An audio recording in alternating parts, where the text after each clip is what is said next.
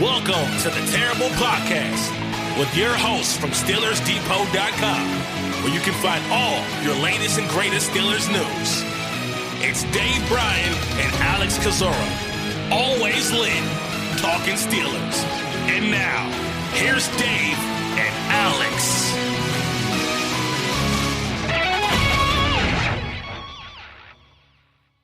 Welcome to the Terrible Podcast, Season 12, Episode number 5. He's Dave Bryan. I'm Alex Kozora, SteelersDepot.com. Thanks for being back with us for this Wednesday edition of the Terrible Podcast. And Dave, just over 24 hours from now, Steelers will be playing actual football. Absolutely. Looking forward to it. Hopefully, the start of this podcast, I did a better editing job. I think a few people got a little bit of. We said the disgusting 6-letter word, Browns. So apologies for that and all. But yeah, look, here we are, Wednesday, August the 4th, and it's exciting week on tap, obviously for the entire Steelers organization. You got the Hall of Fame game, you got the inductions of the 2020 and 2021 classes happening. It's a great time to be alive. We're going to be super busy these next several days here. Absolutely. And speaking of the Hall of Fame, a little later in today's show, we have a very special guest for you guys. It'll be Franco Harris. We'll talk to him for about 10 minutes or so, talk about, just his thoughts on maybe some Hall of Fame stuff, his playing career. Obviously, got a question about the Immaculate Reception I'm going to ask him. But yeah, really excited to get to talk to literally a Steelers legend. Absolutely. I think I was about 4 when Franco was drafted, and believe it or not, one of the few games that I've seen the Steelers play in person over the years. My first one was I think 1980, a preseason game against the Atlanta Falcons at the old Atlanta Fulton County Stadium. That was one of the games where the Monday night crew called the game. It wasn't on a Monday, but it was kind of one of those warm-up broadcasts and all. And obviously, Atlanta Fulton County Stadium was packed, and the starters played quite a bit in that game, I remember. And after the game, we found where the Steelers team bus was and all, and ended up getting my picture took with Franco and Lynn Swan and a couple of, I think Craig Wolfley, I think believe it or not, was I think a rookie at the time. I got my picture took with him somewhere. I don't know where those pictures are now. I need to try to find it, probably at my mom's house or whatnot. But I'm sure Franco remembers that moment. I'm sure he does. You can ask him about it. But yeah, that's pretty cool. Things coming full circle. And speaking of Wolf here, let's just start things off here with an announcement the Steelers made yesterday that Craig Wolfley will be moving from the sideline reporter spot to a booth analyst to replace Tunch Ilkin, who retired from broadcasting earlier in the offseason. The Steelers have hired former offensive tackle Max Starks to be their new sideline reporter. So congrats to both men.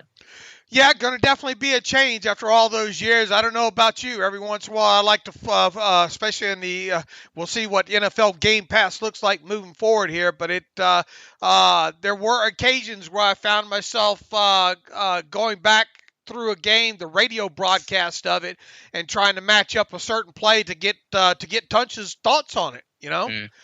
Because he's such a great color commentator, and had a good grasp of offensive and defensive schemes and things along those lines. So some big shoes for Craig Wolfley, to fill there. And Max Starks, I've always thought he's kind of been a little bit underrated, after football as far as a broadcaster. Going to be interesting to see him kind of do that sideline role there. So happy for him as well too. I know he's paid a little bit of dues kind of in the broadcasting world ever since he stepped away from the game.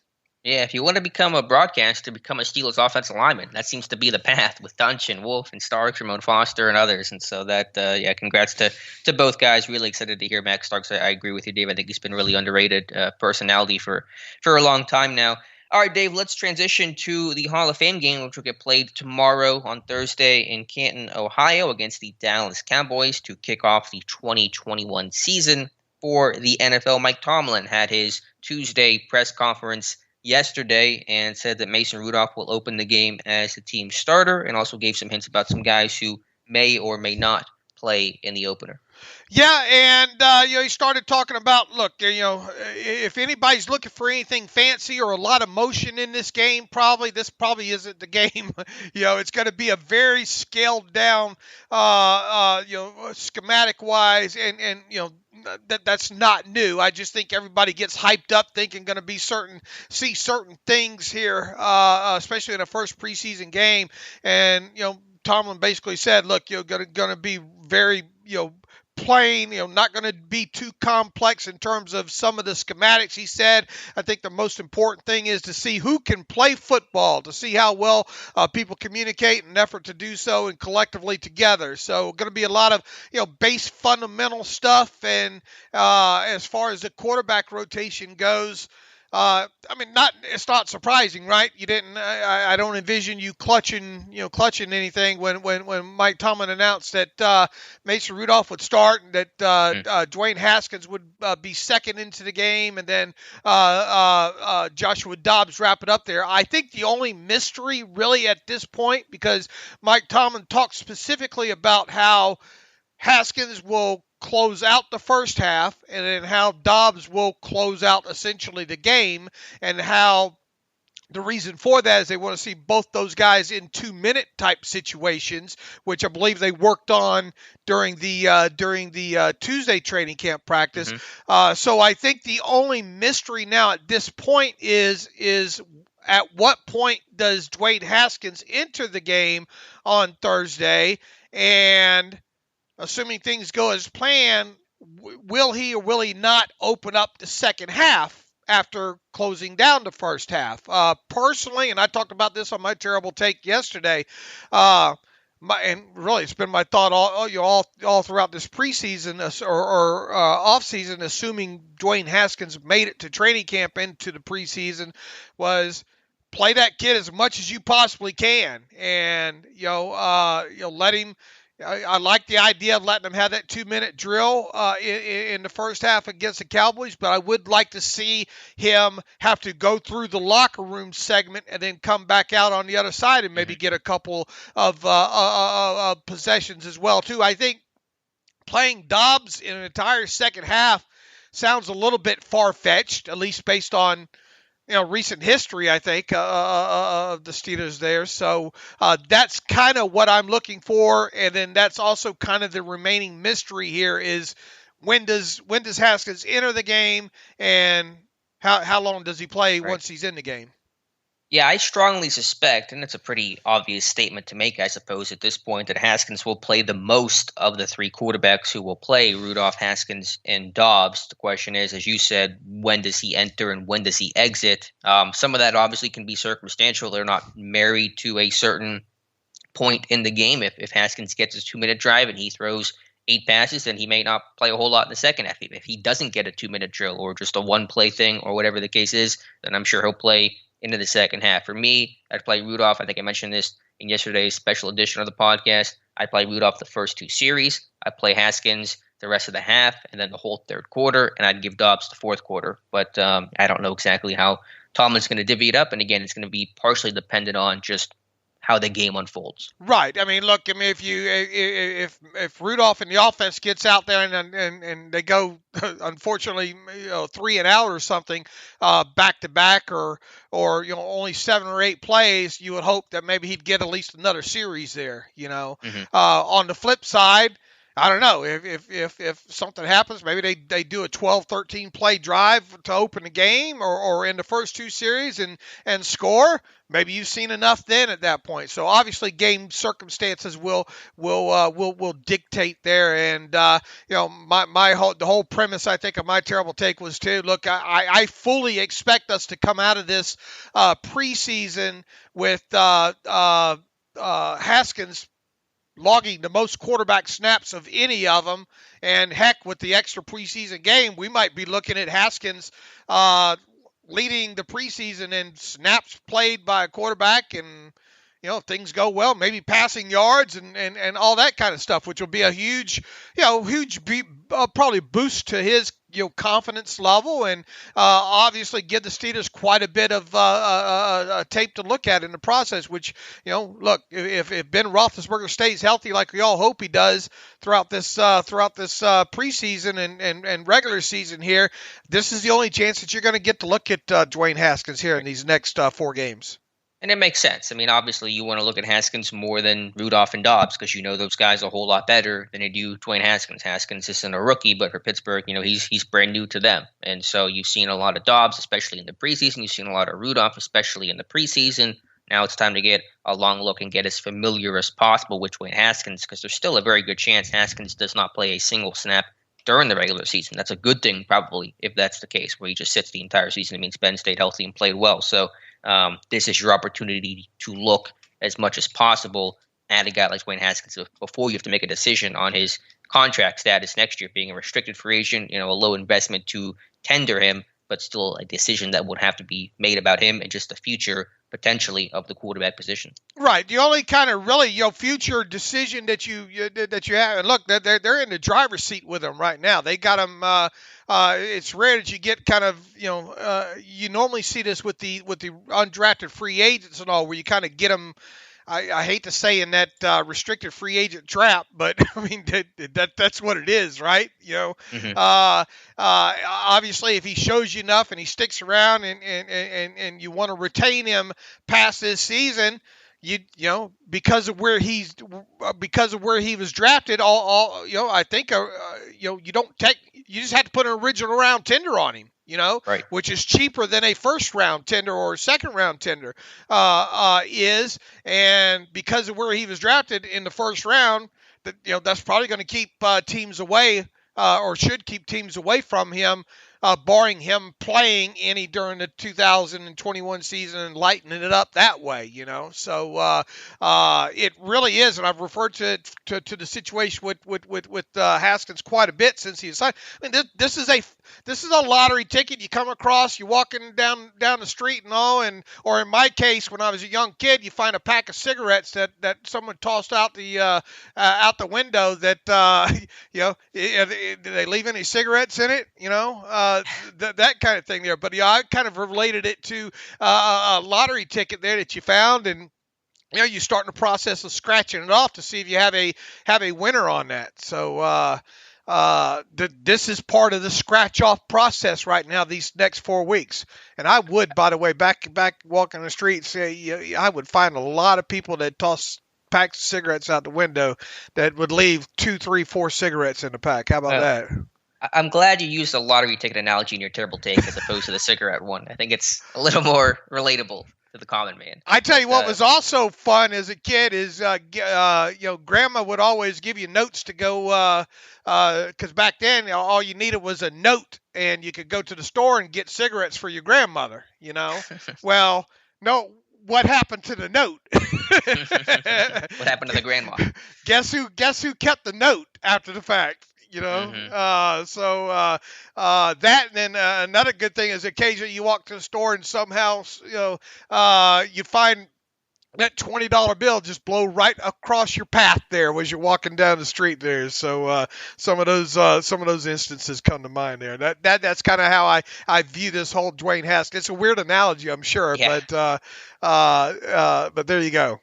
About 3 people that understand what you're talking about right now. Right. But that's what we do around here. Dave, you wanted to talk about yesterday a parsing. Let me tell you, find them old Paul Mall unfilters though. As a 10-year-old, those are tough to smoke. I don't have any idea how to respond to that. Yeah. So I'm going to push ahead here with Mike Tomlin's comments about Najee Harris, and I maybe we have a bit of a differing opinion on what Tomlin meant by his comments here. He talked about Harris yesterday saying, quote, "He's a rookie, man. He needs to process a game preparation and then ultimately play. We've got 4 opportunities for him to do that. We're going to make sure that he participates in all 4 of those processes. We'll determine how much he plays, but the preparation process, the process of readying yourself to play, it's something that I believe all those young guys need regardless of their potential roles for us once the regular season starts." To me, it sure sounds like Najee Harris is going to play against Dallas. How much he plays is up for debate. But at this point, based on what Tomlin just said, I'm pretty confident this guy's going to play against the Cowboys. Sure. When I wrote this up, I said it seemingly seems like he's going to play some. All right, but it's not that I had that much of a difference of opinion here. I just think that this is one of those situations where after the fact, if you go look, he is a wordsmith, is he not? You know, Tomlin, sure. And he thoughtfully rhythmic sometimes with some of these responses that he gives. I don't know how he does it, but if you want to parse this thing out quite a bit, and you know me, I've got my 2021 tinfoil hat on for this episode here. You could maybe read into this that we're really, really concerned about the preparation process, at least initially. Look, he's going to play during the preseason. I don't think anybody, doesn't believe that. I'm just saying that don't be shocked if they run him through warm-ups and then maybe he doesn't get to play any, at least in this first one. Which is your hope, or which you would do that. It's just what I would do. Now, it's not a prediction or anything like that. It's just what I think I would do. Look, this guy's going to touch the football 300 times, if not more, during the regular season. How many times? You're obviously going to get him work during the preseason at some point. Do you want him behind a makeshift, an extremely makeshift offensive line in preseason game number 1 on a field that not your own, a field that's had issues in the past? I'm just trying to add up all the variables along with cinching my tinfoil hat too tight and then parsing and knowing how Tomlin speaks. And I'm kind of wondering there if there's an out here, I guess. You see what I'm saying? I do, but when he says two things he says in that quote that I think tells me that Harris is definitely going to play to some extent. He says, he needs the process of game preparation and then ultimately play. And ultimately play when, though? See, then he says, quote, we'll determine how much he plays. Not if he'll play, but how much he plays. But that could be a whole preseason, too, Yeah, that's true. That could be a quanta. You see where I'm coming from? Sure. And this is just the paranoia from parsing these things over the years or not parsing them enough in some situations and thinking, oh, yeah, he totally meant he's going to play. At no point did Tomlin say in this in this response that he's going to play against the Dallas Cowboys, did he? No, he never flat out said that, no. I would make probably a real good cheap lawyer, wouldn't I? Discount. They call that public defender.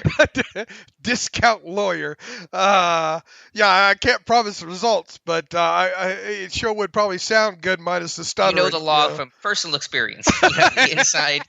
There you go. Inside track. I mean, you see where I'm going with this? I do. Sure. I mean, we'll see. And if he plays, I don't think he's going to play a whole lot. Right. I mean, maybe, 1 or 2 series at most. I think at most for Harris, I would play him less than that. So we're not going to be talking about Najee Harris a whole lot after this game unless something dramatic, positive, or negative occurs. But I do think we'll play. I don't know. If you put him in that game, you give him one carry, he rips off 15 yards. But, that's what I'm saying. He's coming out of that game. Oh, yeah. He's immediately. Yeah. And once again, this is not a prediction. This is just one of those things that to caution people that, this will be something to circle back to if he doesn't play. No, I understand. And I love to read Wade. I just think he's a master craftsman when it comes to being a wordsmith here. And I really think if people see this quote sheet that we're looking at here and parse things out, they would see where I'm coming from here. Sure. And so we'll find out, though, in about 24 hours. We'll see how much Harris ends up playing in this one. Tomlin didn't name every single veteran who's going to sit out, but basically said, the known veteran guys, the Cam Haywards, the Joe Haydens, obviously Ben's not playing, etc. Stephon Tuitt, TJ Watt, basically any sort of notable veteran is not going to play in this game. Yeah, there's no such thing as a preseason inactive list, but there's going to be a pretty lengthy preseason inactive list for this Steelers game. Let's try to name them off here. Cameron Hayward, Joe Hayden, Ben Roethlisberger, Mink, Stephon Tuitt. Stephon Tuitt, T.J. Watt, Tyson Alualu, right? I mean, do you really need to play him? Yeah. Minka, is there a reason to put Mink out there? No. Edmonds, you're probably not going to put him out there with that shoulder right there. I think I'm already up to eight names there. Eric Ebron is not going to play. Eric Ebron. What about Devin Bush coming off of that, still rehabbing, his way back? Probably not going to play him. Same thing with Zach Banner. Colbert already said that Banner's not going to play. All right, Chikwamo Okorafor is nicked up. Hasn't that's a guy that's probably not going to be out there, right? Right. Kevin Dotson probably not going to be out there. Receivers, Juju, Claypool, Deontay. I wouldn't play any of those guys. Right. So, I mean, we're already up, 20 players? I mean, something like that, yeah. And so, I mean, and this is, you get the bonus of the extra game here. Use it to look at the back end of the guys, and your quarterback situation, those kind of things. So that's yet another reason why I think there might be just a 1% chance that Najee warms up and then doesn't play. Mm-hmm. Right, and then also even a Chris Boswell. I very much doubt Boz is going to play in this one. Just have Sloman kick. No reason to risk Boz with, again, just the bad memories of what happened to Sean Sweezum several years ago. So yeah, a lot of guys. Again, any sort of key starter, established guy, unless they're really young, like a Highsmith, maybe Melvin Ingram probably won't play either. That's a good point. Again, yeah, those veteran guys are gonna sit, and rightfully so. I thought Tomlin's final answer to the excitement of playing against a team that's not yourself in the press conference was great. He says, I think we're going to know a heck of a lot more about our team walking out of that stadium than we will be walking into that stadium. And that's the excitement of the first time. We've seen some things. We've seen some evidence of some things. Guys will have an opportunity to maybe confirm some things, some perspective that we're starting to develop about them individually and collectively. He goes on to say, I'm sure there'll be some surprises positively and negatively. He's right there. It's all part of the process, but I think that's what creates the excitement about going into the stadium for the first time. For those of us that have done it, we know walking out of that stadium, we're going to know a heck of a lot more about ourselves. And that whole response that he gave is one of the reasons why you and I will have watched that game 3 times by the time the Friday Terrible podcast rolls around, right? Yeah, it's just really good to play against an opponent that you haven't practiced against all spring and all camp, and some new faces. You don't know their scheme as well, don't know the play calls as well. Not that schemes are going to be super exotic, but it's still just different than what you're facing every single day. So you have to process new information. For quarterbacks, you can actually get hit now. It's not the comfort of knowing that you can't get touched the way it is in practice. So everything becomes live, and that is your best representation of the guys who can turn that switch on and carry over a good play in the stadiums, and the guys who struggled in camp. Can they become really good stadium players and pick things up and make the plays when they count? Walk people real quick through a training camp practice, a regular training camp practice, and how many total plays are there run during like 11-on-11 session that you would closely say, man, that is the closest that they're going to come to what happens in stadiums. In what sense? In terms of being a live tackling session? Right. It can just depend. Just the closest that would come in general to a regular, and maybe there won't be tackling in it, but as full speed as possible. How many during a regular training camp practice? Yeah, well, you run 12 plays per team period. I usually get 4 to 5 of those a practice, so that's between 48 and 60 snaps total. It can vary a bit based on 2-minute stuff. Sometimes those are shorter or longer, obviously based on how the drive goes. So usually just call it around 50, 55 plays of actual team period, and then live tackling. That's an entire training camp? No, that's one practice. Okay. And then you can extrapolate that out over how many practices. Oh, I thought you were talking about. Okay, I thought you said 12. Okay, I see where your math is going. Yeah, 12 per individual team period. Okay. Each session, and so that's about 55 per per practice. And then in terms of the live aspect of it, it can just depend. There are some days where they're not live at all. There are some days where they're live it's not every single session on live tackling days. It's usually 1 to 2. So you might get 15 plays of actual tackling. So, it's not, obviously it's still this game is clearly a big jump up from where camp has been at. All right. So in estimation, it'll be around 50 to 55 plays during a normal practice? Yes. All right, and that's almost a game, right? Yeah, roughly, I would say so.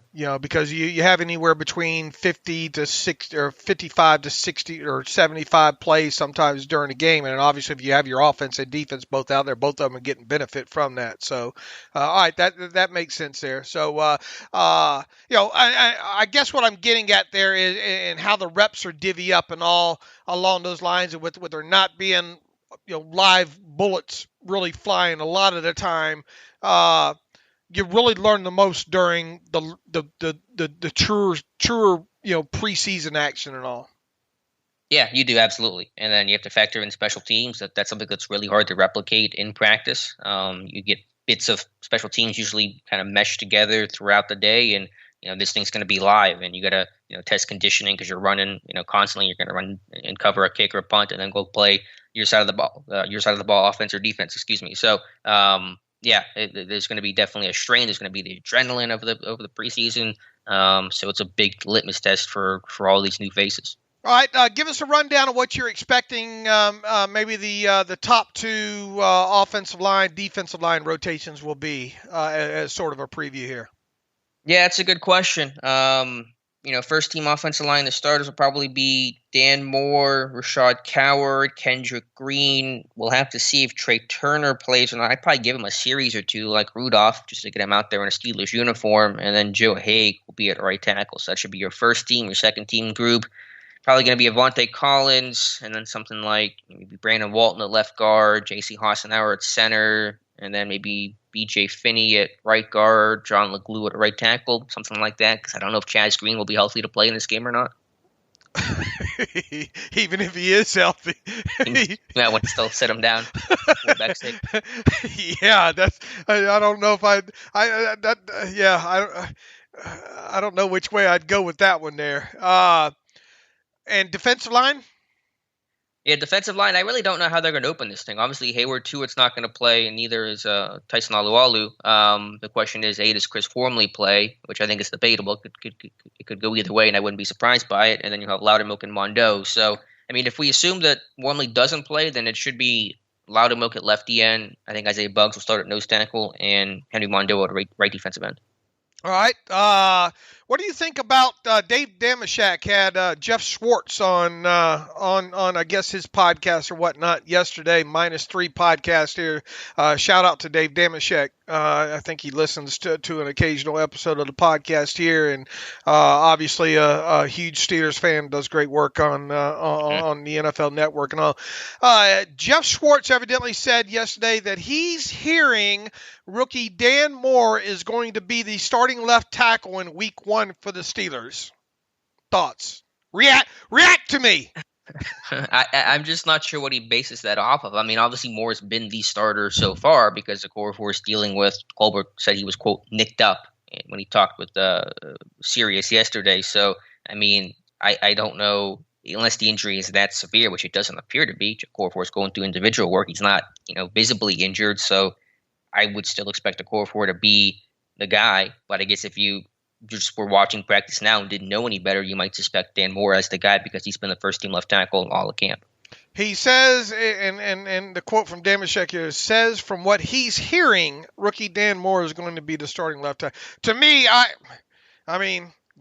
you would know more than any of us because you're out there every day. But from me, judging by what I think that I know and everything that you've kind of reported and what's out there, the only way that Chukwuma Okorafor's not the Week 1 starting left tackle is because he's injured. That would be my thought.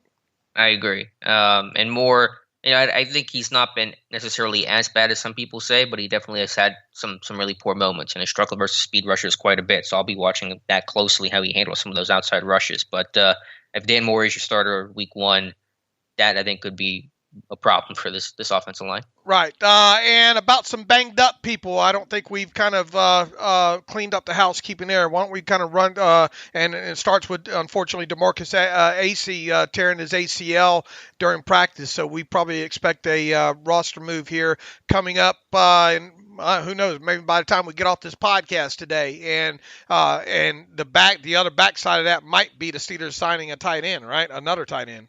Yeah, tight end line got thin with Pat Freiermuth leaving yesterday's practice with no Eric Ebron, with Zach Gentry missing with an injury. Left him with two healthy tight ends to finish practice, and Kevin Rader and Marcus Baugh. Marcus AC unfortunately tore his ACL, so he'll get placed on IR today, and they'll have to sign somebody. And then, guys who didn't practice in, Tuesday's practice was Kevin Dotson, Eric Ebron, Cody White, Benny Snell, TJ Watt, Stephon Tuitt, Chaz Green, and Ray McLeod. And then Tony Brooks-James got signed yesterday to give this team some running back depth, with Snell injury potentially being more than minor because he's not been on the field the last 2 days. Boy, you could end up only have about 65 guys participating in this game, you know what? Yeah, that's probably accurate. A lot of guys, either because of injury or veteran status, are not going to play in this one. And it'd be interesting. I think McFarland's been I don't know. I haven't really. I mean, there's different bits and you didn't see McFarland get nicked up any or have to leave, did you? No, but I'm so bad at seeing that stuff because I'm just so focused on the action, and then the trainer's table is on the opposite side of where I am. It's closer to the media side, so they see that stuff better than I do. You obviously would like to try to get Freiermuth some snaps in this game. 8, 9, 10 snaps, right? If he's healthy, but if that shoulder's a little tender, I mean, I'm not afraid to sit him down because I still got 3 preseason games after this. So I would like to, but I'm not going to risk it. All right. If anybody listening can play tight end, that line got short in a hurry there. So we'll see what happens with a potential roster move later on this Wednesday. All right. What else we got? Anything else here from Tomlin he talked about in his press conference you kind of want to go over here? Let me pull it back up here real quick. I thought some interesting things about talking about some of the intricacies of Bill Nunn and kind of the scouting things. I thought that was really, really interesting about how the inside of the shoe would be worn and little things like that. I thought were quite interesting with some of the comments he made or stories he had to tell about Bill Nunn. And still has that beer that Bill Cowher gave him. Probably wouldn't drink it at that point. Yeah, I probably wouldn't either. He says, "Oh my gosh, he had certain things, isms, if you will. He didn't like tall offensive linemen because of bend or potential a lack thereof. He always looked at how guys had weight distributed on the bottom of their shoes. He wanted guys to have the inside instep part of the shoe to be more worn than the other parts because that was a good power source for directional changing and things of that nature. Just a bunch of unique little tidbits that I could go on forever. Well, go on. I'm screaming at the computer. Go on, tell more. Tomlin went on and said, but just tools of the trade and really examples of his expertise in that area. I've got an interesting question that I hope to ask Franco Harris later on today about something that Bill Nunn had quoted as saying after Harris was drafted, that I think would be a nice little tie-in to several of these things going on now. Okay, very cool. How did Bill Nunn look at their shoe? Did he see that? I just envisioned. I just envisioned him saying, "Pick up. Let me see the bottom of your shoes." Yeah, I mean, probably did. It probably is like direct as I would be. Mm-hmm. Let me see the bottom of your shoes. That kind of thing there. But this is just probably a tidbit of a lot of stuff that we don't know about Bill Nunn, the talent evaluator, right? And boy, if they could put together a book on that, I'd buy 3 copies of it. Absolutely. Yeah. I mean, obviously Bill Nunn is most remembered for, scouting HBCUs and discovering players who, were otherwise ignored, but he was just a great talent evaluator in general. And then finding the talent within that group and even outside of that group in, non-HBCU, conferences and schools and things like that. Without Bill Nunn, you could very much argue that there was not going to be a Steelers dynasty. They're not going to be a team of the 70s with so many of those great names. And so, yeah, Bill Nunn gets all the credit and super, super excited for his Hall of Fame induction this weekend. What do you think about it's very rare for Tomlin kind of heap the praise that he did on Dwayne Haskins. What do you read into that paragraph? I think Haskins just probably needs some. He's getting a lot of positivity from the media, of course, but I think it's good to hear some of that affirmation after just kind of a difficult time in Washington. So Tomlin's very calculated with that stuff, and you're right. It's not often he gives praise to rookies or young guys in general, but I think with all the heat he took in Washington, a lot of it, because of Haskins' own doing and own fault. So I'm not trying to absolve him from all that, but I think he needs a little bit more of a warmness probably from Pittsburgh to know that he's doing okay, because he's doing okay and that he's on a good track. Mike Tomlin will have if he needs it, a post-football career as a psychologist probably, or sports psychologist, because he's so just the little things that he says and does, and how he makes sure to quantify certain things and then add on other things on to the end of it there, and where I'm going with that there is as he's talking about Haskins there, the very last line that he says is, I think he's done a nice job of that, meaning football like, but not necessarily football, and so we have certain things that we emphasize under those circumstances. Thomas says, I think he's done a nice job of that, period, and then Tomlin ends it with, I think a lot of guys have. So right. It's not just so it takes away just the Dwayne Haskins focus, I guess, and I think that's excellent with him doing that. It might not. You do this long enough, like we have, you start looking at full quote sheets like that. Mm-hmm. Right, and then again, the ultimate test for Haskins will begin on Thursday. I'm sure practice settings is one thing, one element of play, and you got to play well there, and he has. But can you carry that over in the stadiums? And that isn't Heinz Field, and against Dallas, and it's again a new defense, a new look, and when things are live and you can get hit and sacked and all those kinds of things. So to me, that'll be the start of the true test for Dwayne Haskins. All right, you want to get to talking to Franco here, and then on the backside, us talking a little bit more about guys maybe specifically we're looking forward to playing against the Cowboys on Thursday? Yeah, let's do it. I also want to talk about some very interesting quotes I thought from Kevin Colbert, some stuff that kind of made me raise an eyebrow or two. But yeah, let's take a break here, and really excited for this one. Really, really excited. Franco Harris, guest of the show, could not be happier about this. He's he's teamed up with Game Day Socks, so you can check out their products over at GameDaySock.com. And without further ado, here is Franco Harris. And welcome back to the Terrible Podcast. And as promised, we have an extra special guest on today's show, the Hall of Famer himself, Franco Harris. Franco, we are so excited to have you on. Thanks so much for talking with Dave and I. My pleasure, guys. Nice to be with you this morning. I just want to... Getting to be exciting here. Absolutely. Really can't wait for the Hall of Fame weekend. I just kind of want to go back to where it all started for you. You get drafted in 1972. The Steelers were in that transition period of trying to be rebuilt under Chuck Noll. Do you remember what your first impression of Coach Noll was? Not really. Okay. Well, what kind of just in general, what was it like playing for Coach Noll? Well, you know what?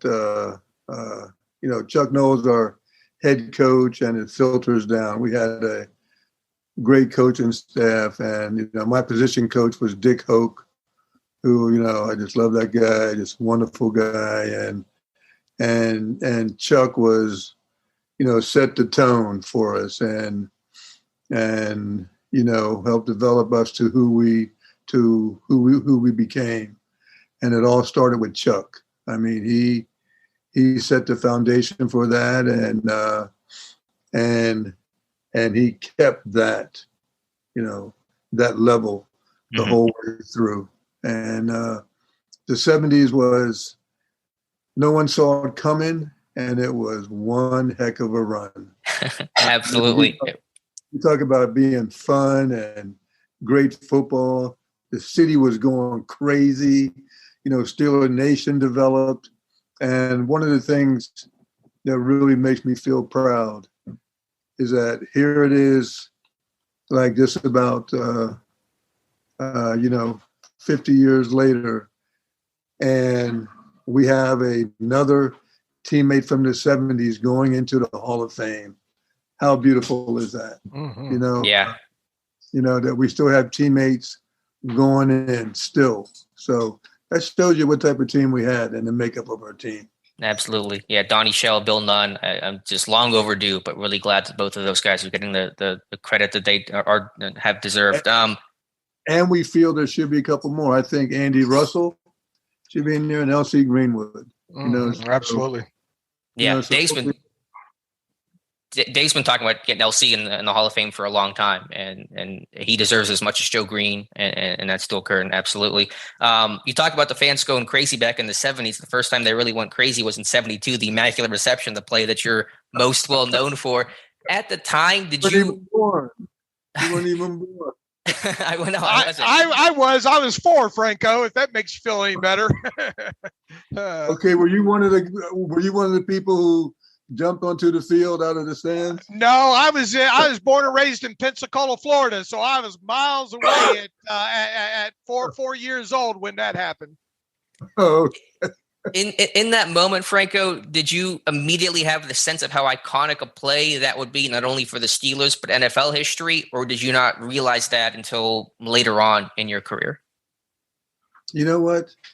Really didn't realize it until my career was over.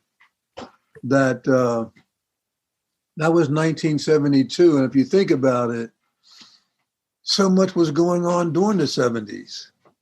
That we're winning Super Bowls and playoffs, and just a lot of excitement. A lot of individual things, and it's like we didn't have time to think about what we've done. Everything was about what are we doing now, and we kept our mind on the present. And as I said, through that decade, with 70.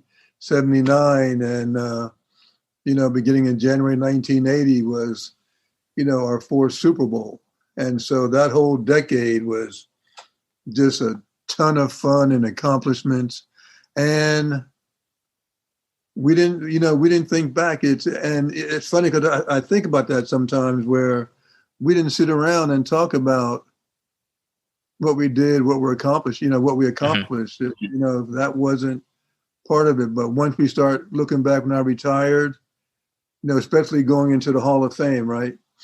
When I was got inducted into the Hall of Fame, I was saying to myself, this is a great honor, but it really didn't move me at that time, because I said, what could be better than what we had during the 70s? Right. I said, nothing can eclipse that. I mean, that was such an unbelievable run, an unbelievable time, that how could anything be greater than that? Well, I have to say, when I put on that gold jacket, that feeling of, all of football history just totally overwhelmed me. And it was just like the spirit of every little kid that ever stepped on a football field to all the greats that have passed was just absorbed into my body. It was an incredible feeling. And so I guess I want to say that how fortunate was I to have the 70s and also the Hall of Fame, mm-hmm. Wow, can't get better than that. And then in 2022, the 50th anniversary of the Immaculate Reception. What can you say? So, yeah. So it all comes together, and it's like, wow. What a story of history. You go back to 1972, your rookie season, 1,055 yards in 14 games there. That still holds as the Steelers' single-season rookie franchise rushing record.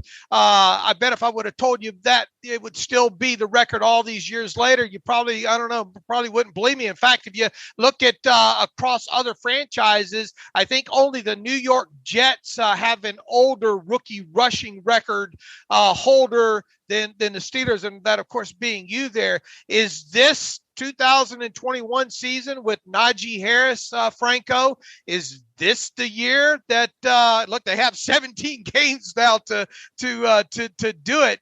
Do you think this is the year that Steelers rookie rushing record goes down, or no? Now, how beautiful would that be? I mean, we need to get a running game going. I mean, that last year was just very disappointing. You know, we're going into the end zone, and no matter on the 5-yard line, 2-yard line, we're throwing a pass. I'm like, come on, guys, what's going on here? And so we need a running game, and you don't want to put too much on the kid's shoulder, because I know how tough it is. As a rookie, you mentioned that the 1,000 yards in a 14 game. Well, really, if you look at the first 5 games, hardly nothing, right? And so the last 9 games, I was able to get it together. But it was it was a tough start, right? A very challenging start. And I remember the first regular season game against the Raiders. I was like a deer in headlights, right? Talk about the violence, the viciousness, just the quickness. And, I'm on the bottom of the pile, they're saying, we're going to kill you, rookie. I'm going, oh my God. And so you have all these mental games, you have all this stuff, and things didn't go well. And, just had to, stay tough, fight through it. But, there's going to be an adjustment time now. Hopefully not. I would love for him to break this record. No doubt about it. And, that would, we need to get this running game going. And I'm hoping Najee can be the part. But we have some changes in the offensive line, as you know. But I feel that, Mike will get him ready. And, and it all starts tomorrow night. Now, remember, tomorrow night's just a preseason game. And, but all of us are waiting to see. Really, I'm excited about our first 2 picks. Right. And Pat Freiermuth, I'm excited about him too. So, I think, it's preseason, but we still want to see some form of something. Absolutely. One final question, because we know you're on a tight schedule and got to get out of here, but trying to tie in, with Bill Nunn going in this year. You look back, I pulled up some old quotes of Bill Nunn after you were drafted. He said, we need that kind of running back for one thing, said Nunn of Franco. He says, Franco was a big, strong kid with a good attitude. We didn't just look at his statistics. The reports included things like the gripes he might have had at Penn State. And he goes on to say, obviously you and Lydell Mitchell were teammates at Penn State. I think Lydell was being pushed, for the Heisman that year in 1971 as well, too. Bill Nunn goes on to say, when you've got 2 good running backs like Harris and Mitchell and want national publicity, it's natural to push one over the other there.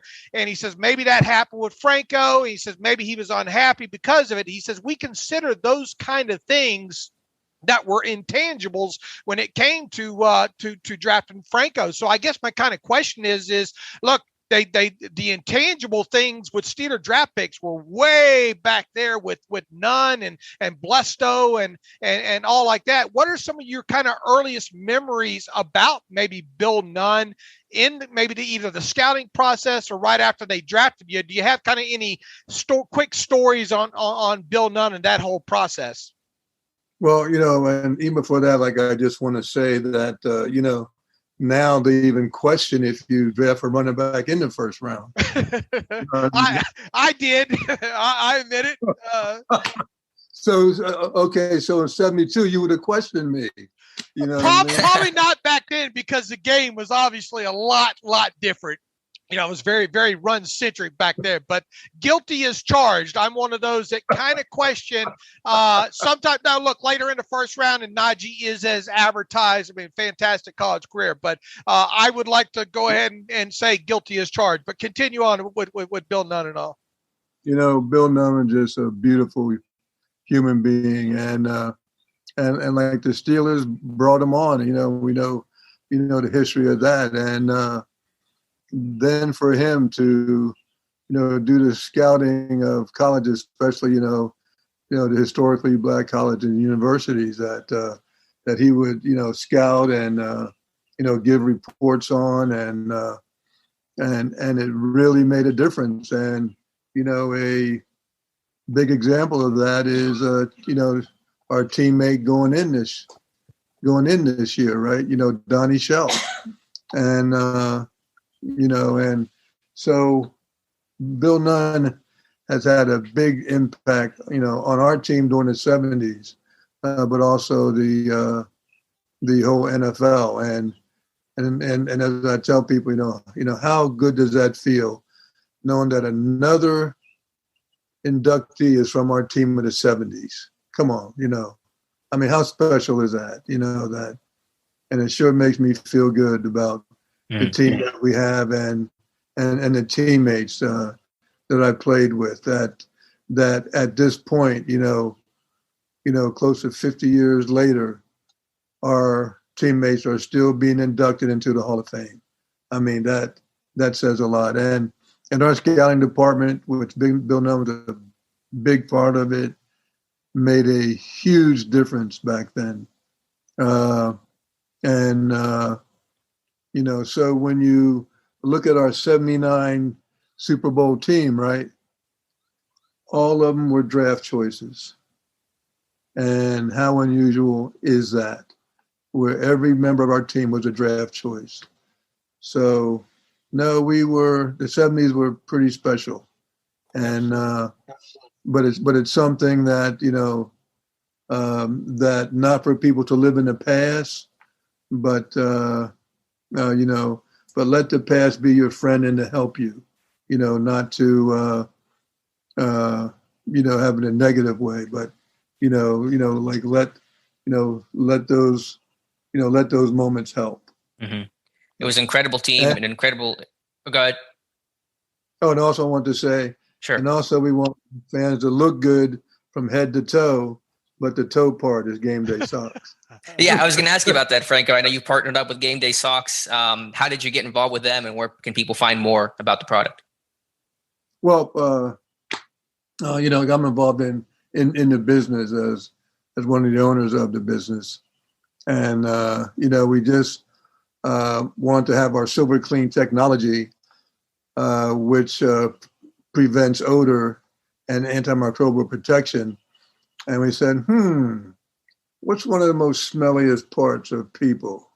Their feet. Okay. and like also we know, as long as their team keeps winning, they don't wash what they're wearing. So we said, okay, our Silver Clean technology. So that means, like, as long as your team wins, you don't have to worry about washing the socks, because they will stay odor free the whole season. Now we know that the team probably won't go undefeated. We'll see how the Steelers do, but I'm just saying that even though we were 11-0 last year before that disruption, I don't want to get into that. That's a whole other story. Yeah. But sometimes, if you want to wash it to refresh it, you can do that. But I want you to know that it's odor-free and antimicrobial protection all season long. So if your team can go all season, this sock can go all season. Odor-free. Let's hope there's a lot of winning for the Steelers this year. That website is GameDaySock.com. Franco, thank you so much. Dave and I really appreciate it. Have a great weekend, and thanks for taking the time to talk with the Terrible Podcast. My pleasure. And here we go, baby. Here we go. And again, our many thanks to Franco Harris for a great interview. Awesome to get to talk with him this week, talk with Alan Faneca before this Hall of Fame induction ceremony. A couple of legends and icons in Steelers and now NFL history. And again, be sure to check out Franco's website, GameDaySock.com. They've sent me a couple socks too. They're awesome. I love them. I think one's Franco, one's Troy, and they are as advertised, as Franco talked about. So again, thanks to Franco Harris for talking with us. Yeah, I got a set of Franco and Donnie Shell. How about that? Did you? Yeah, that's awesome. Yeah, that is awesome. Yeah, make sure you go check out those socks and all. We appreciate his time. Not bad for a couple of basement bloggers, right, Alex? A couple of Hall of Famers coming on the Terrible Podcast this week. Good job by you for on getting those interviews set up. Thank you very much. All right, let's talk about Kevin Colbert because he spoke with Sirius and talk about guys who do good interviews, not just us, Dave. It's Jim Miller and Pat Kerwin. When Sirius talks with Camp, I mean, you know it's going to be a good day because they're going to ask intelligent questions. They're going to talk to a lot of people, and they talked with Kevin Colbert yesterday. And I thought one interesting thing that Colbert said, and I guess it means, I guess, nothing at this point, but it was just kind of interesting. Like Colbert said, he was surprised by some of the retirements this year. Now, Vince Williams and David DeCastro's situation, not official retirement, but kind of halfway there, I can understand. But he seemed to be surprised by Marquise Pouncey's retirement, which was really interesting. He said, let me pull up the quote here. Quote, Pounce may have made some announcements within his group, within the players, but again, that was just a quick in and out when he did decide to do it. And Pouncey did retire pretty quickly after the season ended, but I mean, with the reaction with Ben, and Ben knew about it. I mean, Pouncey had told Ben that was going to be his last game. It surprised me that Colbert was surprised by Pouncey's retirement. Yeah, and you know, maybe there wasn't that communication there. You know, obviously the reaction after that Cleveland game was over. And not soon after, and I think Ramon Foster. I mean, there were kind of hints that might have been coming there, and I guess. I don't know. Maybe I guess Colbert was kind of caught off guard there. He did mention that they kind of expected Vance McDonald, I think, to step away, and if Vance wouldn't have retired anyway, he probably would have made it to training camp on top of it there. But I think it does. Some of the other things he did say, though, I think it kind of confirms though that they went in or got past the draft at least not knowing that what was going to happen with David DeCastro was going to happen. And that's kind of one of the things that we've talked about quite a bit since, the decision came about with David DeCastro there as well too. So I guess sometimes you don't know, even though, you think, a guy been part of the organization that long, maybe there are some surprises that happen occasionally there. Yeah, and that was apparently one of them. So interesting to see that dynamic for a guy that was, with the organization for so long. I'm not trying to be critical of it. It just caught me off guard that Colbert, said that he was surprised by that announcement because it seemed like that was a real possibility. And then based on the body language with Ben and Pouncey after the Browns loss, it felt like, that was really a possibility. Now, I thought Pouncey could come back. I thought maybe Ben could convince him, and that didn't happen. But I'm just surprised that Colbert maybe didn't ask or didn't try to find out or see what was going on until the announcement happened. Colbert also said that T.J. Watt's lack of practice in team is not due to his contract right now, just due to you okay there? All right, go ahead, carry on. Sorry, sneeze all of a sudden came over me there. Okay, yeah. T.J. Watt, not related to his contract situation.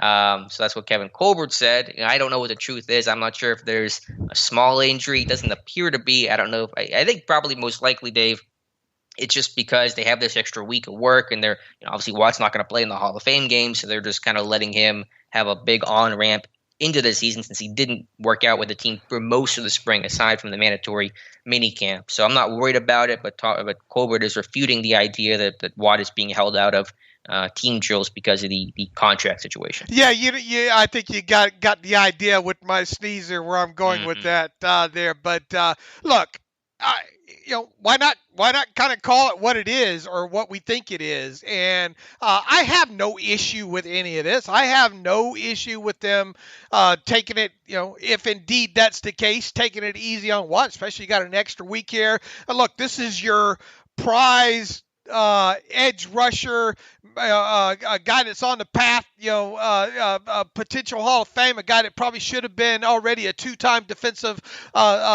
player of the year there. Why wouldn't you take it easy on him at the start of this year's training camp? And especially when he's on the cusp of becoming the NFL's, what we both, I think, agree will eventually be, at least for how long it lasts, the league's top highest paid defensive player in the NFL there. So, judging by your reports on what's happening with Watt getting around the field and all like that, it doesn't seem to be injury related whatsoever there.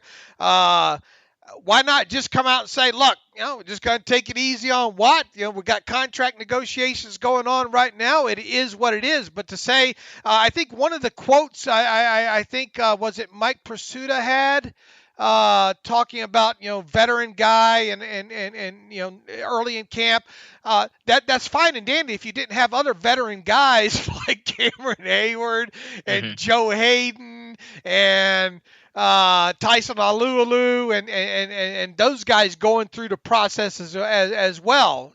So it kind of, it kind of goes against the grain of what's actually out there. Let me read the exact quote there from Mike Pursuta. He says, "No, I think Coach Tomlin, with this extra week, he's being very diligent about trying to make sure we see those new people, get those new people extra reps."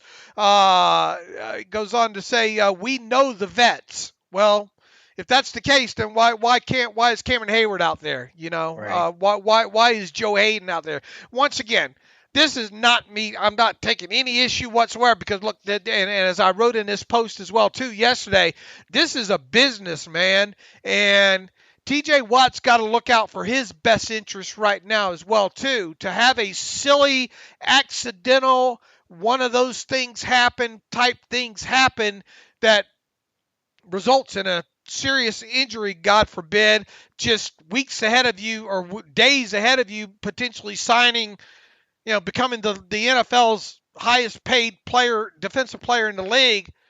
I mean, let's use some common sense here. And I guess that's kind of where I'm going with it here. And that's why I kind of, and look, apologies if TJ Watt's got a little minor tweak going on or whatnot there that we don't know about, my apologies here. But if it is what the optics make it look like, why not just come out and just call it what it is, is my viewpoint on it here. Yeah, I mean, if it is because of the contract, I'm fine with that. I get that. I certainly get that from the Watt agent side of things. But, there's no guarantee an extension is going to get hammered out tomorrow or next week. I mean, this may not happen until, right before the start of the regular season. And is TJ Watt not going to practice and team for that whole time period? I mean, that seems hard to believe. So if that is the case, that's kind of a little dicey because you don't know when that extension will get done, even if it will get done. There's no guarantee it will happen, although I think it does ultimately get inked. So I just wonder about the logistics of that, if it's truly related to the contract negotiation. I mean, once again, don't you know who Cameron Hayward is at this point? Don't you know who Joe Hayden is at this point? I mean, why not treat them the same way you would treat Watt if indeed there is no injury related with Watt? Right. I mean, when you look at Stephon Tuitt not practicing either, is that because he obviously wasn't there for the spring? I think you can excuse that a little bit easier because of the time that he missed during the spring, and he might not be in football shape. And hey, look at it this way too. Maybe they're just being extra careful because they might have to restructure that contract and push a little bit more money forward too. Yeah, that's true. Right. But I'm just saying is, Watt wasn't there for the spring, and he was obviously training and he wasn't dealing and grieving the way that the Tuitt was. But I'm thinking about other ideas. But again, if it is because of the contract, so does Watt not practice at all until that extension gets done in maybe the 11th hour? I mean, is that how this team's going to approach things? Here's what I wrote in my final paragraph there. It will really be interesting to see if Watt resumes practicing next week, and especially if he still hasn't signed a new contract extension there. Right. So that's my point. Like, if personally, it doesn't happen, right, if it's going to be how much more time. Let's say it's all related to him just not being there at OTAs, and they just want to make sure the football conditioning's there, and much in the same way with Tuitt. Let's assume let's go that route with it. Okay. When do you get those guys back in the lines? Going through the drills again. So you would probably think 10. How many days into camp is it now? Officially? Probably about 10. 10 or 11. All right, and by the time the Hall of Fame game rolls around, you get back at it again on Saturday. I mean, it should be time, right?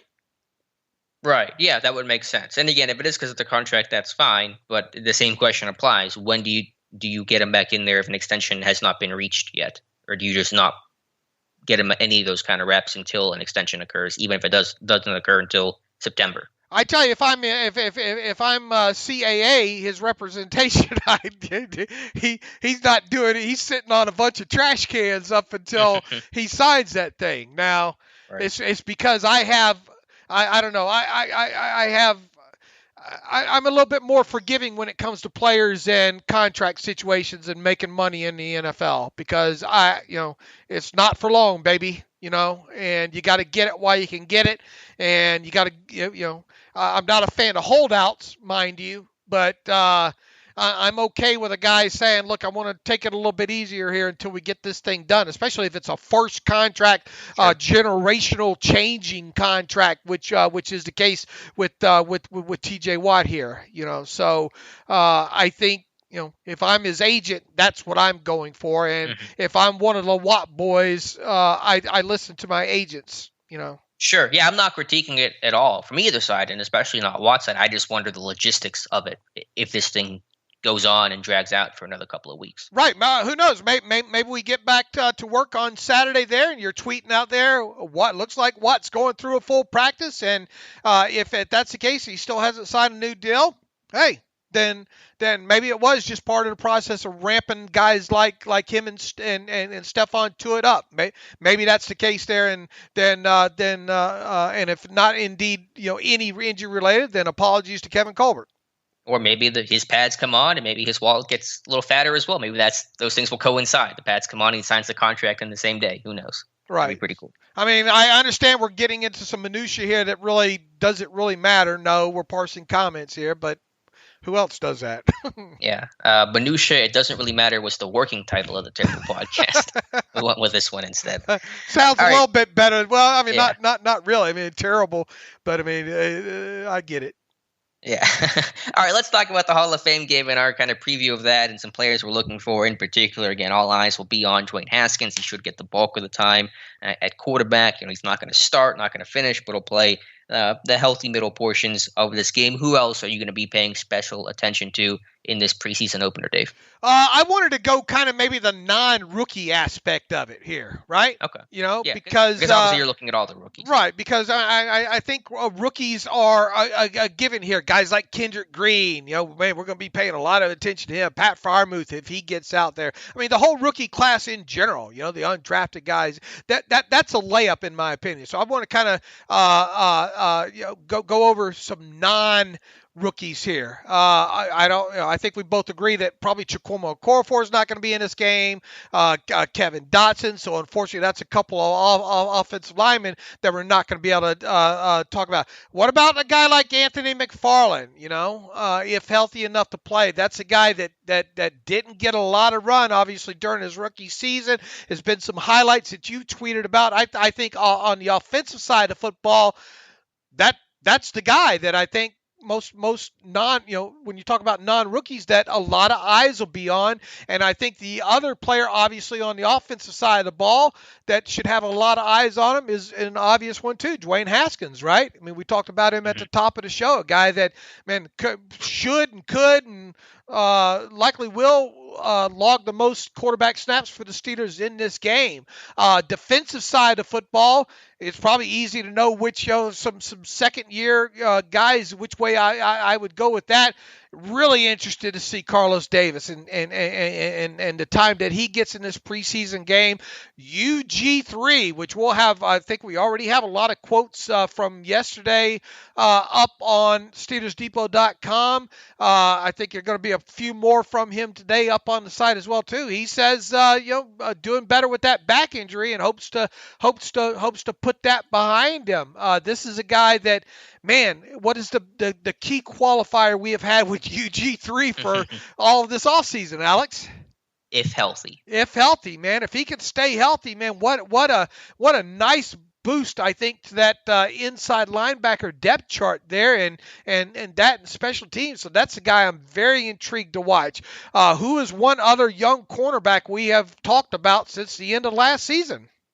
James Pierre having that great training camp practices and making splash plays, and he's going to play a lot. I think he'll probably start. My guess is him and Justin Lane will be the starters in this one. Lane at left corner, Pierre at right corner, and I'm sure the Cowboys will be resting some of their key guys. I'm sure CeeDee Lamb will not play in this game, but the Cowboys have a strong receiver group, so we'll get some good battles, I'm sure. And so, yeah, that cornerback room in general, Justin Lane has perked up the last couple of days. Let's see if he can carry that over and that momentum into the Hall of Fame game. And a guy like Steven Denmark's been really impressive with that rare blend of size and length and ball skills and tracking the football and being able to contest at the catch point. And so that's a guy that should play a lot in the second half of this game. And opposite probably Mark Gilbert, another interesting, granted a rookie corner, but Denmark's guy I'm going to really have a close eye on. So we just named off two offensive guys, Anthony McFarland Jr. and Dwayne Haskins. And then on the defensive side of the ball, Carlos Davis, UG3, James Pierre, and Denmark. Anybody else non-rookie that really, how about Caleb Ballage, right? You know? Right. I mean, if McFarland doesn't play, Ballage is going to get a crap ton of carries in this game. He's going to get like 15. I mean, he's going to play a ton. And I've sung his praises for that backup value and hopefully show some power as well as a runner. But what he can do as a receiver and as a blocker and the coverage ability, he'll probably be the up back on the kick return team and probably play a wing on the punt team. He's got a lot of versatility. He can do doesn't do anything maybe great, although his pass protection is really strong from what I've seen so far. But he does a lot of things pretty well. All right, so I think we're 3-4, 3 offense, 4 defense. How about one more? Maybe a guy like Rashard Coward, a guy that I think both of us have had penciled in on our 53-man roster for most of the offseason now here.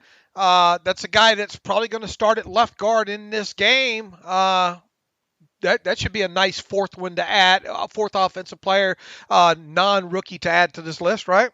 It is, and we'll see how much easier the game is for him when you go against Cam Hayward almost every single day. I'm sure getting to go against, not Cam Hayward against the Cowboys backup guy is probably going to make things easier. Now, he's definitely taking his lumps. I think we talked about him yesterday as being a developmental guy who's got to, make sure he's playing with a better base and he falls off blocks too easily and things like that. But he is a big guy, and that usually works better in this system of having some bigger guards than more undersized guys. And I think a good athlete overall. So, he's got to find that consistency in his pace and his punch and things like that. But I think all those reps and butt kicking he's taken facing against Cam Hayward hopefully makes him a better player for this game. All right.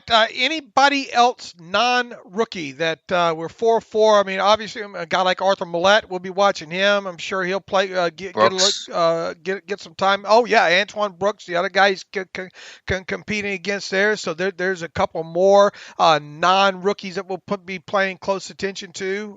Anybody else? Worth noting here. Kevin Rader, right. That's a guy. Gentry, if he plays in this contest, couple of tight ends going to be paying close attention to as well too. So look, I think it's obvious to name out the rookies there, but let's face it, a few of these guys are probably not going to make the 53-man roster, and for the rookies not named, Najee, Pat Freiermuth, and Kendrick Green, probably not going to get a lot of playing time there. So I'm really excited to once we have the tape here to look at a lot of these second year players, a lot of the guys that we just named off there. Really interested in seeing Gentry, assuming he plays even more so than Rader. I feel like I know who Rader is at this point, but Gentry with his pad level in the run game, especially, is how I want to see how he performs if he can keep his pads low. And then a guy on defense, Marcus Allen, second-year inside linebacker. He's been around the ball a lot in some of these team sessions. I imagine that's probably because he's doing a better job of diagnosing and keying and getting off of blocks, but I really want to get to see that, from a TV tape kind of view with replays and go back and rewatching it and stuff. So I think Marcus Allen has had a strong camp. I want to see him, of course, in a game setting now. All right, how about some sort of wild and crazy first preseason game point to defense prediction for both of us? Man, that's a really good question. You go first because I feel like you have one ready, and I don't have one ready yet. I will go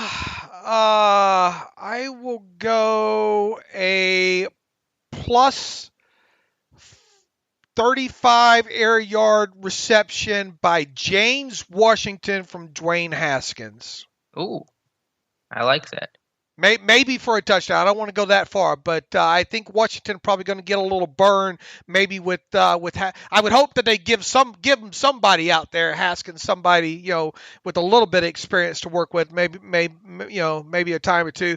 It'd be nice to see Haskins throw that thing through the car wash and not get it wet deep and connect with Washington. So I'll go a plus. What did I say? 30 or 35 yard. 35. I'm holding you to that. Okay, 35. plus 35 yard pass completion from Haskins to James Washington. That will be my called shot.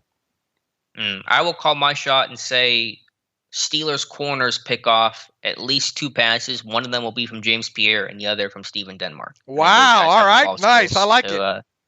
To be able to make plays on the football. Those guys have been showing that all throughout camp. And I think on some sort of fade or something like that, some sort of go ball, those guys are going to make a big play. All right, Steelers going to win this one? I mean, it doesn't matter. Probably not. I don't know. I don't know what Dallas is doing. I don't know who they're playing, but give me a let's do a score prediction just for we need preseason work here too. Yeah, I'll say I guess the Steelers probably have the more veteran group of quarterbacks. I'm assuming, so maybe that gives them an edge. So I'll have Pittsburgh winning this one. 20, I think I'd have a weird number here with preseason action. 24, it's not a weird number, 24-16. I have the Steelers 23-20 in this one. All right. Holding you to that one. All right. Look, I'm geeked, man. I don't know about you. I'm sure you are, and I'm sure most of the charting will probably be done by when? Friday morning? Well, no, maybe not that early. I mean, I got practice on Saturday, so they're going to make my schedule really tight, but it should be done Friday sometime. All right. So we will be back on Friday to recap the Hall of Fame game, and should be an exciting time. Anything else to you want to get to a couple reader emails here to close this thing out? Sure. If there's a couple, we can roll on through them. All right, let me see here. Let me sort this real quick, and we will get to a few here. Let's see. Jay Burbati writes in, I was at camp today. This was from Monday. He says, I couldn't help but notice the Muth. Some real nice blocks and real nice snags. Hype train is going strong. What do you think? Yeah, dude can catch. I mean, I think I'll have to check my numbers. I can do that here in real time if you give me a second. But the dude is catching literally everything. So hopefully that shoulder injury is minor. I suspected it probably is. But I mean, the dude has great hands. To me, that was by far his best trait coming out of college, and I think he's showing that here at the NFL level. Right. I mean, just look. One of the main scouting reports on him was good hands, and especially inside the red zone area on top of there. So some of those traits you would expect to carry over, and him having good hands is one of them. Yeah, the numbers on him. He's been targeted in team sessions 10 times, and only one of those has been an incompletion. So, I mean, when you throw it towards 88, the dude's making catches. All right. Christopher King writes in something we discussed a little bit earlier in the show, Alex. Christopher writes in, Dan Moore Jr. sounds like he's having a good camp. Any chance he can beat Chooks out for that left tackle spot? I think to say he's having a good camp, I think would be a bridge too far. I think he's had ups and downs. He had a poor start. I think he had a good day the other day in O-line, D-line reps. But I've seen him in team drills get beat around the edge pretty good, especially by Alex Highsmith dipping the edge. So I'm very interested in seeing how more plays in this game. I have a feeling he might have some rookie struggles in this one. To me, unless a core four is that injured, a core four is going to be the left tackle week one. Let's see here. Let's go to David Ricards. Writes in. He writes in to say he's blown away that people have an issue with your deep training camp statistics, and he says, it blows my mind that people take the time to complain or criticize you guys or the site in an age where so many put out content for clickbait or hot takes. You seem to do a good job of listening to your fans rather than the critics, and to that end, I send another thanks.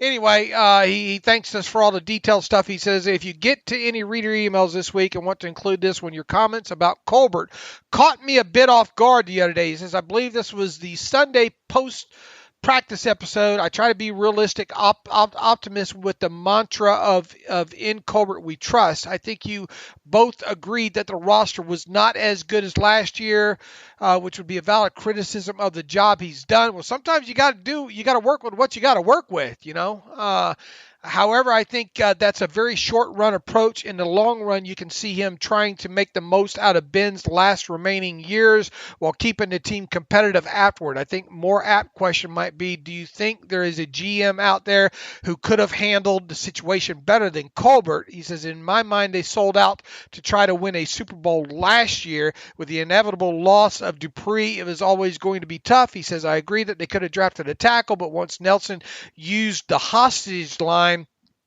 I think, real quick here, man, David, I think Nelson has gotten a bad rap through this personally. We'll get Alex's take in a moment. He says, but once Nelson used the hostage line with the media, did you really want him back? Maybe you could keep Hilton, DeCastro with the DeCastro money, but perhaps they think they had multiple guys ready to step up.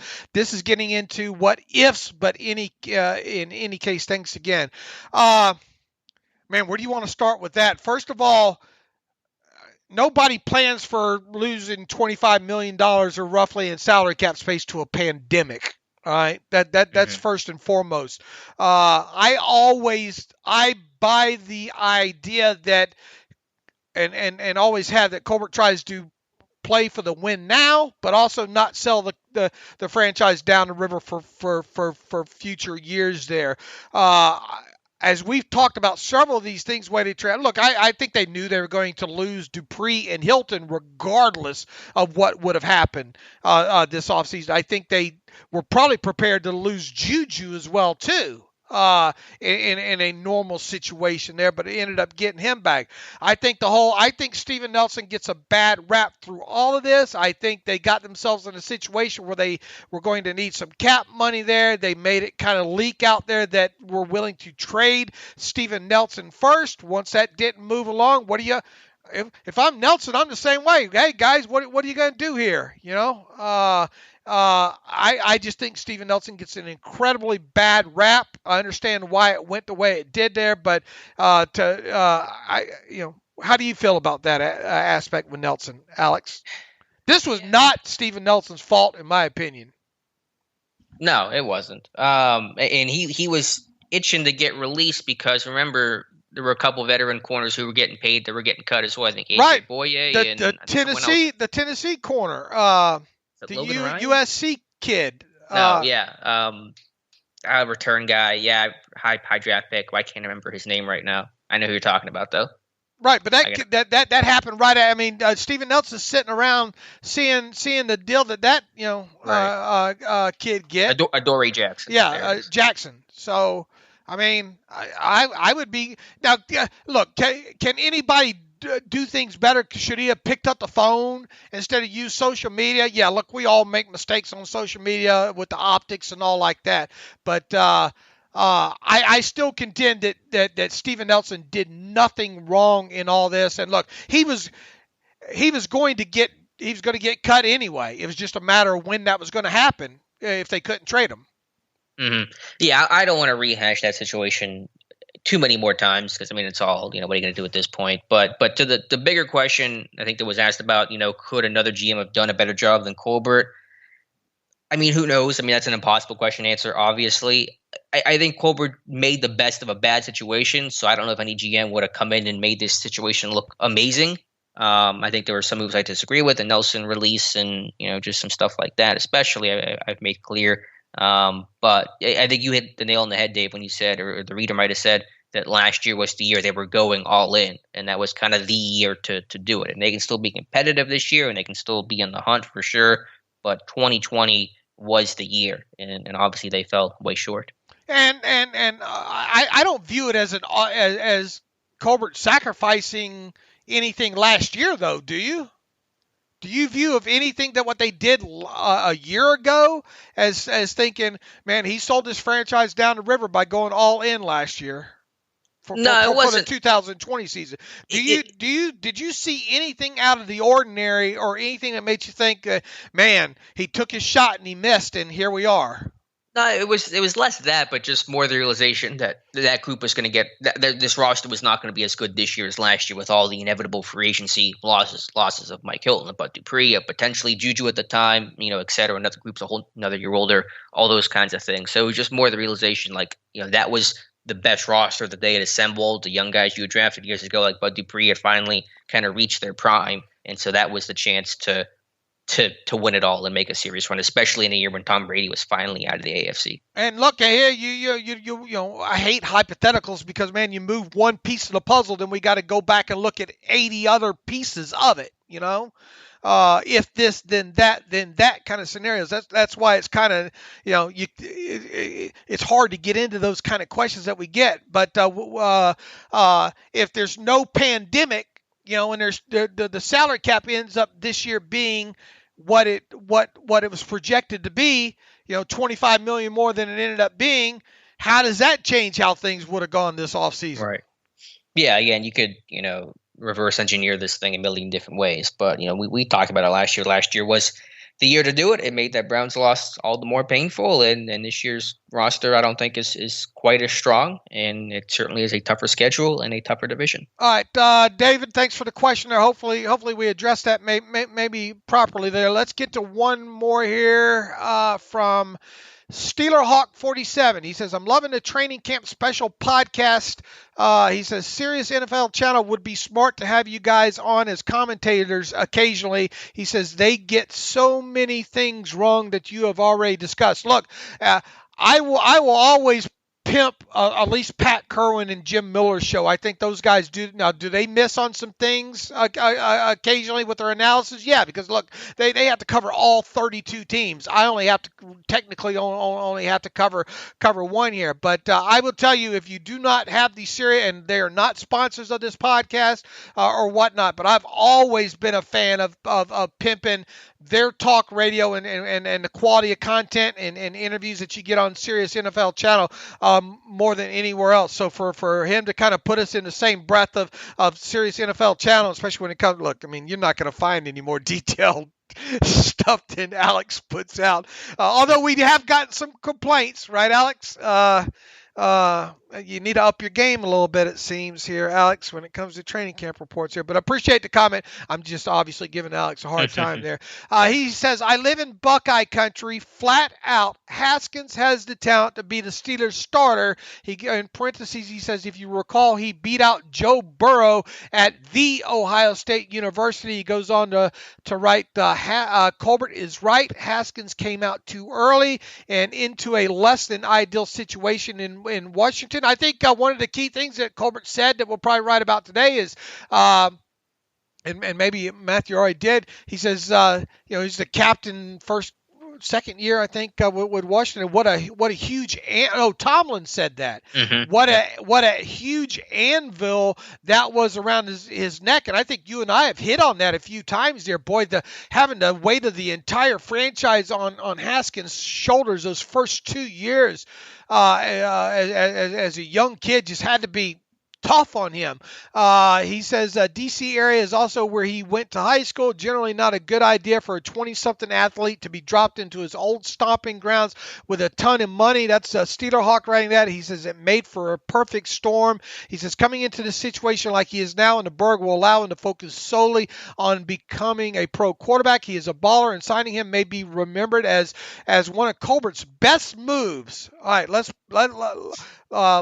throw a little water on this Steeler Hawk here. Look, the returns so far have been great here. All right. Well, obviously, all eyes are going to be on Haskins in this Hall of Fame game here.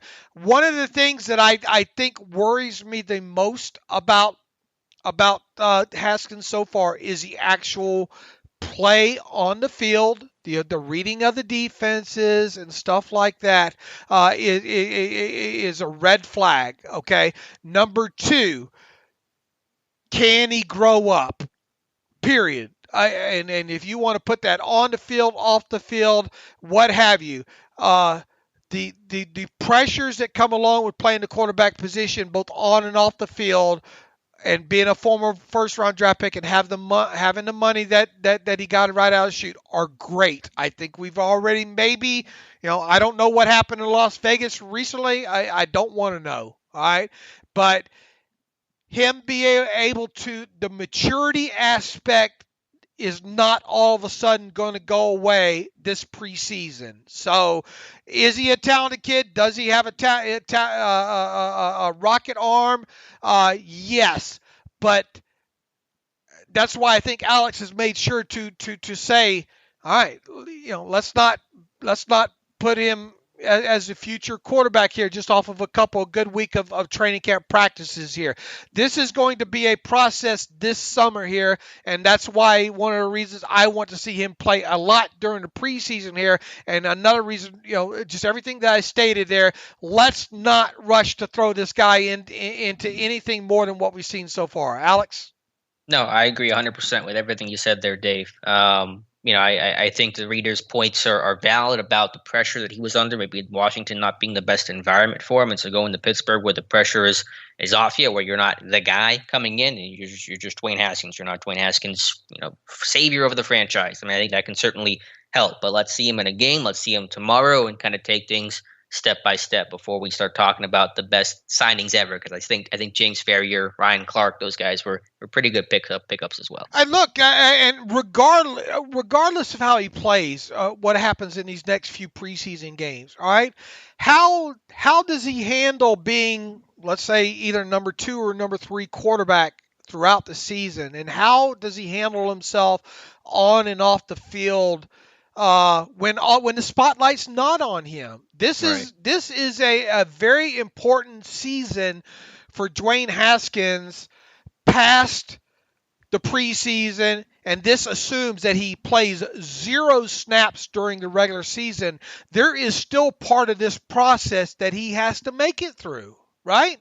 Sure. And everything he does will be looked at by the team as they sit here next offseason and sit there and say, who is our franchise quarterback? Who can lead our team? And they're going to look at what Haskins did, obviously, on the field in that locker room and maybe off the field as well to see if he's matured and grown up to potentially be that franchise quarterback, but we're obviously a long ways away from all that. I mean, do we get the excitement right now here, especially coming off your reports and the way it looks like or sounds like he's performed in training camp and going into a first preseason game, and the comments that Tomlin has made and Colbert has made and all like that?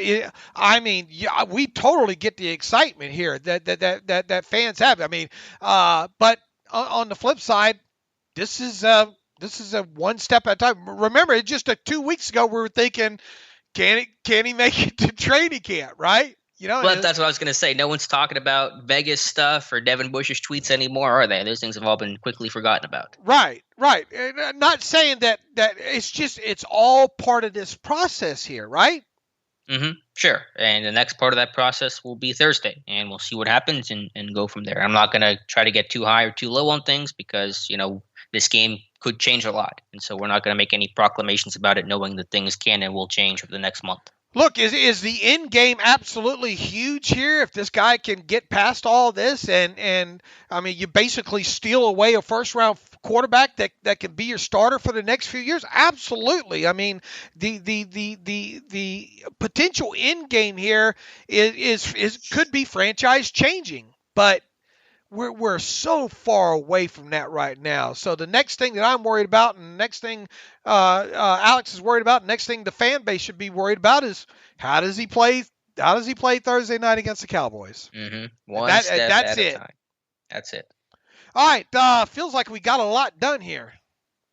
Yeah, man. Jam-packed show. We'll be back on Friday to talk about what happened. Finally can put to bed all the speculation and guesses and see who plays well in the Hall of Fame game. All right, good stuff. Let's see. In the meantime, you can follow me on Twitter at Steelers Depot. Follow Alex on Twitter at Alex_Kozora. Follow the show at Terrible Podcast. Email the show, theterriblepodcast@gmail.com. If you like what we do and you want to donate to the cause, please go to SteelersDepot.com, hit the donate button, upright navigational bar. If you don't do that, just go to the site in general. We're going to have a lot of content up from a lot of these serious interviews that happened the last 24 hours that I think a lot of you are going to want to read. A lot of information that you're probably not going to be able to get elsewhere unless you have a serious subscription there. So check that out. We'll have previews. We'll have a live game blog going, I think, on Thursday during the game as well, too. Obviously, all the content to come after that. It's a great time to be alive if you're a Steelers fan, and we hope you share it with us at SteelersDepot.com.